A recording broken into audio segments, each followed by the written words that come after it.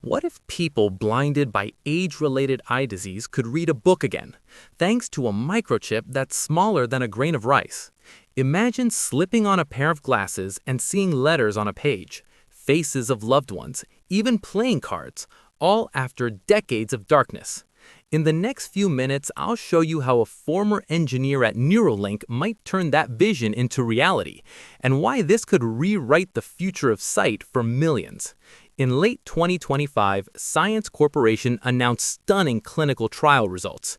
A tiny retinal implant plus special camera glasses restored form vision, the ability to see shapes, read text, and perceive the world again, for many who were legally blind.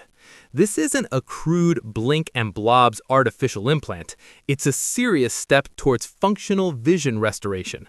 Today we dive into how this tech works, where it came from, and where it might take us over the next 10-20 years.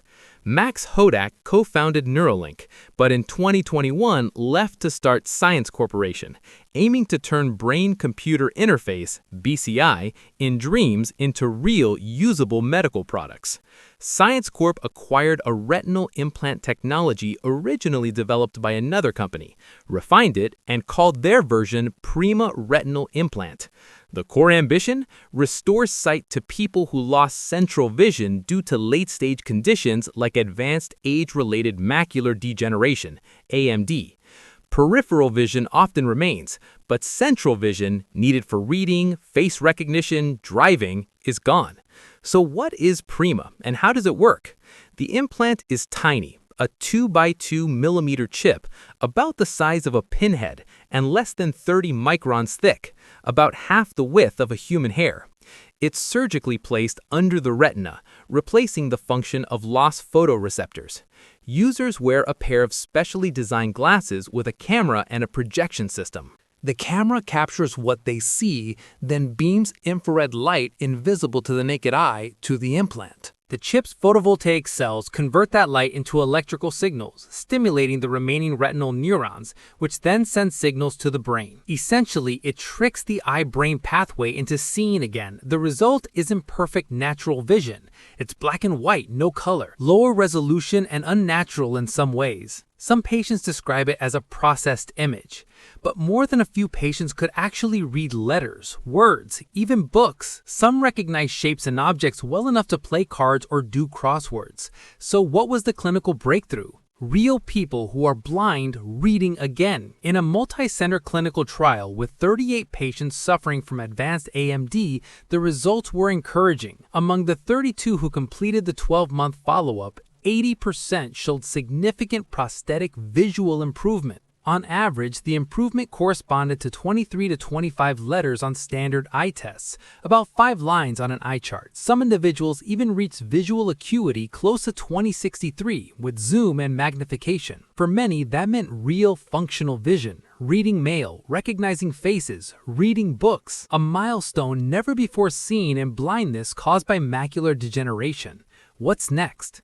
From implants to gene therapy and even bioengineered brains, Science Corporation isn't stopping at prosthetic implants. Their roadmap includes optogenetic gene therapy, reprogramming living retinal cells to become light-sensitive themselves, potentially removing the need for external glasses, chips, or any hardware. Their longer-term, even more ambitious vision is what they call a Biohybrid Neural Interface, a waffle grid it's called, seeded with lab-grown neurons. Implanted on the brain's surface, these neurons, engineered for very specific tasks, could grow into the cortex and integrate with a person's brain circuits. So far, preliminary animal tests in mice have shown some function.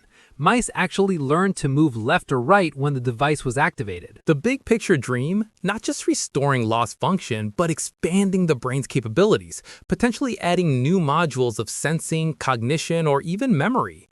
Hodak and his team see this as a longevity-adjacent story, part neural repair, part neural augmentation. So what does this mean for the future of all of us? There are millions suffering from AMD and other degenerative retinal diseases worldwide. Many of them could benefit from a technology like PRIMA as it becomes available, compared to older retinal implants, which often only created blobs of light, which are called phosphenes, and provided extremely limited utility. PRIMA's form vision is a massive leap forward. Looking ahead, if optogenetics or biohybrid neural interfaces succeed, we might one day move beyond restoring lost senses towards extending human perception. Imagine adding night vision or thermal vision or new sensory modalities entirely, or integrating memory-enhancing modules.